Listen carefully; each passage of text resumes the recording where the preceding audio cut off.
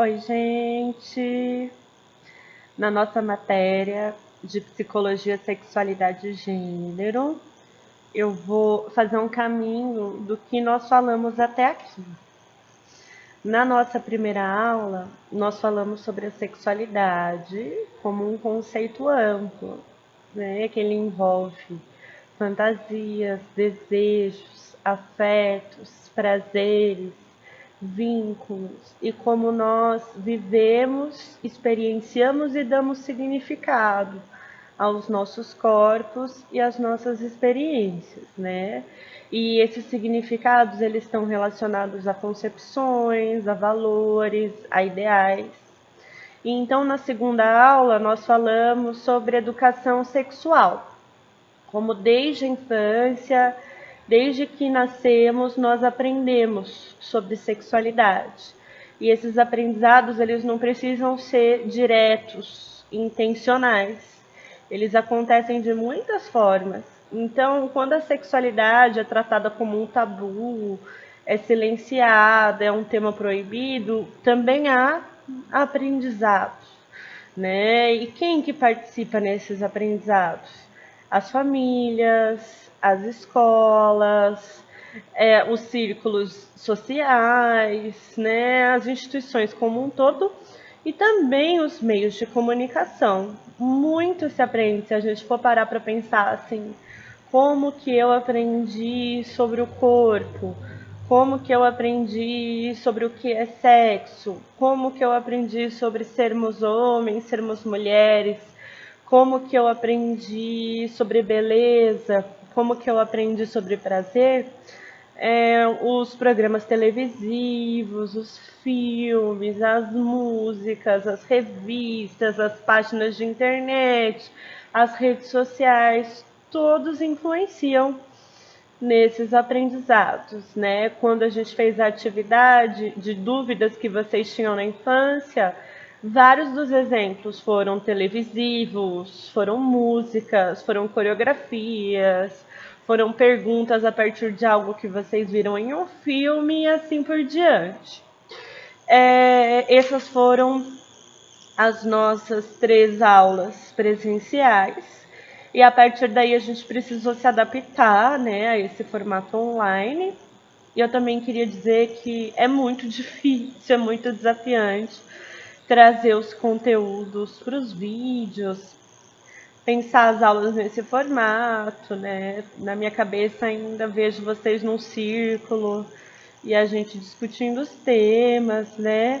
Mas que se não fossem vocês e o retorno de vocês, a forma como vocês fazem os exercícios com dedicação e contam como está sendo. Então, se alguém não está conseguindo, por algum motivo, acompanhar, o acesso à internet está difícil, a questão do tempo, eu sei que muitos de vocês estão em profissões que são linha de frente nesse momento da pandemia, que também tem pessoas que estão cuidando de idosos, de crianças ou de outras pessoas que precisam de cuidado, que muitos de nós estão passando por momentos de grande ansiedade, preocupação, né? A ideia da matéria não é gerar novas pressões, novas exigências, é que o conteúdo possa estar acessível para a gente construir juntos maneiras de dar continuidade na medida do possível. Então, o mais importante é a comunicação, certo? Na verdade, antes desse período de isolamento, nós também tivemos, no dia 9 de março, uma aula sobre gênero. Nós falamos sobre os padrões culturais, sociais e históricos que participam nessa divisão entre o que é considerado feminino e o que é considerado masculino, as expectativas e também aspectos históricos da luta por direitos, alguns avanços nos direitos que aconteceram.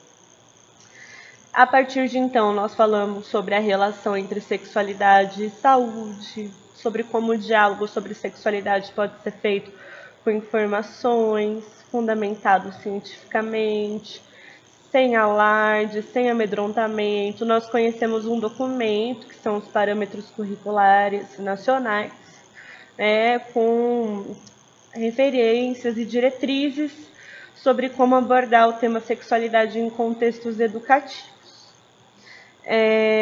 Em seguida, nós retomamos o conceito de sexualidade como um conceito construído historicamente. Nós falamos sobre alguns fatos históricos que influenciaram em como a gente compreende e experiencia a sexualidade. E na aula passada nós falamos de como aprendemos sobre o amor, que é um dos componentes das nossas experiências na dimensão da sexualidade. Na aula passada, quando eu perguntei como aprendemos sobre o amor, eu dei o exemplo de algumas músicas e pedi que vocês me enviassem também algumas músicas, né? E disse que eu falaria um pouco sobre como esse aprendizado ele está presente na adolescência, certo? Quando a gente trabalha com adolescentes, uma coisa que está em jogo é justamente a nossa concepção de adolescência. Da mesma forma que o conceito de sexualidade às vezes é confundido com algo biológico, genitalizado, né? Ou então só informações sobre reprodução, só informação sobre prevenção das infecções, que também são importantes.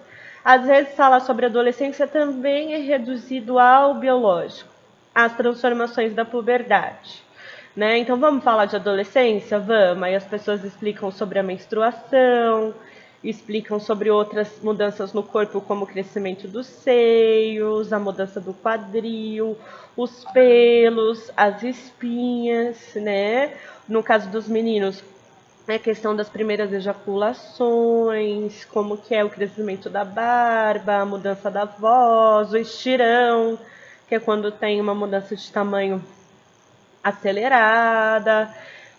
Várias coisas que são super importantes, os adolescentes têm muita curiosidade em saber sobre isso, só que a gente nunca pode esquecer que o corpo não é só o organismo, que nenhuma dessas mudanças acontece separada de uma dimensão simbólica, de uma dimensão subjetiva, né? Então, falar sobre menstruação é também falar dos aprendizados sobre o que é ser mulher.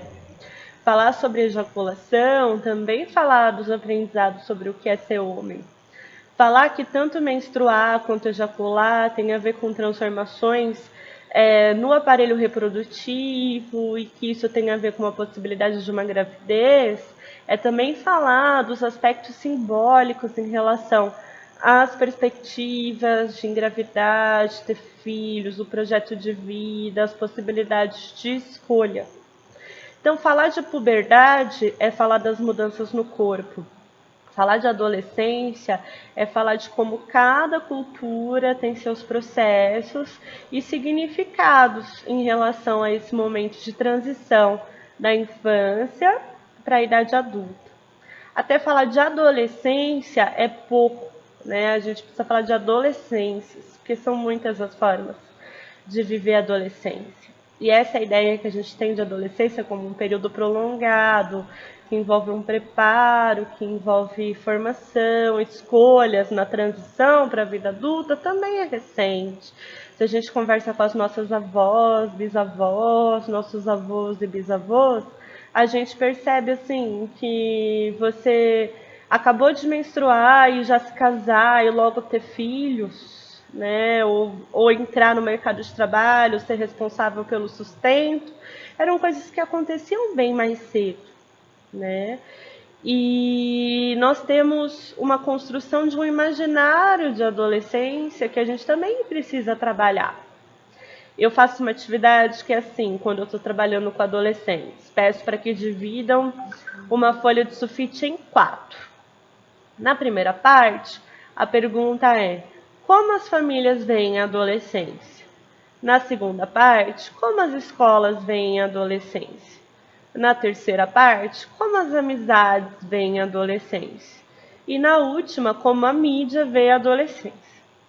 Geralmente na parte de cima das famílias e da escola vem uma série de preocupações, repreensões, a adolescência como imaturidade, impulsividade, irresponsabilidade, né? Até uma ideia assim de perigo, de se envolver em riscos, de fazer atitudes impensadas, aquela noção assim de aborrecência.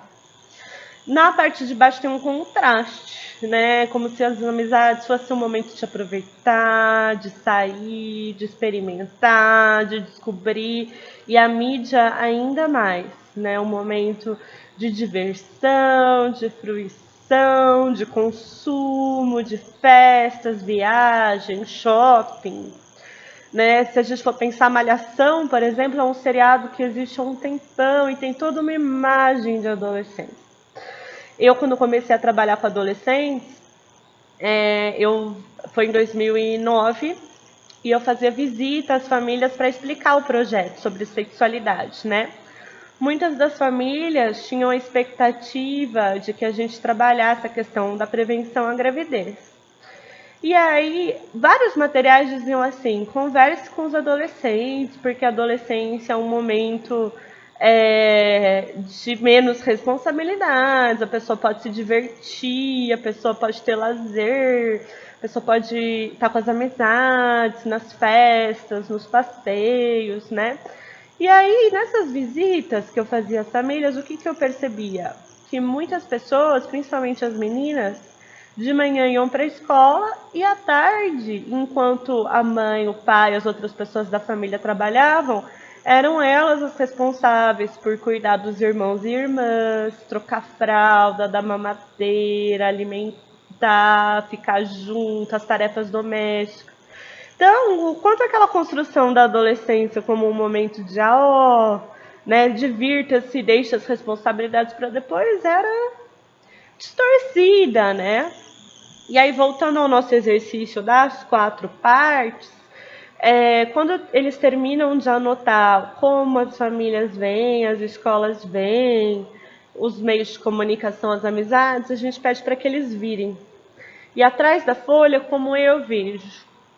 E nesse momento, né, uma atividade que eu já faço há alguns anos, mas eu geralmente me emociono, assim, o quanto a dimensão subjetiva da adolescência às vezes é esquecida, porque muitas pessoas colocam dúvidas, inseguranças, não ter com quem conversar, medo, experiências de rejeição, de humilhação, de se sentir incompreendido, sofrer preconceitos, né?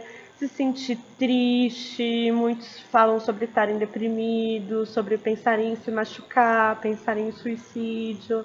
Aí a gente percebe o quanto é importante que esse momento da adolescência tenha espaços de diálogo, né? Espaços sobre as adolescências, sobre como são muitas as formas de serem vividas.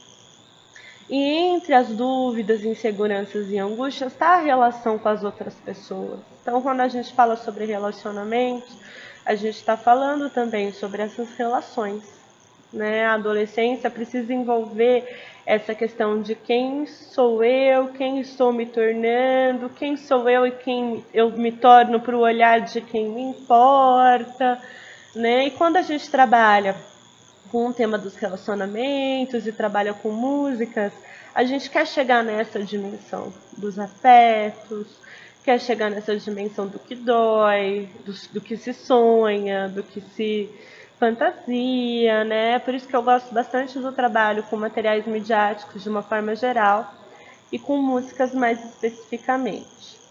No próximo vídeo eu vou contar um pouquinho para vocês do que a gente conversa quando conversa sobre sexualidade com adolescentes.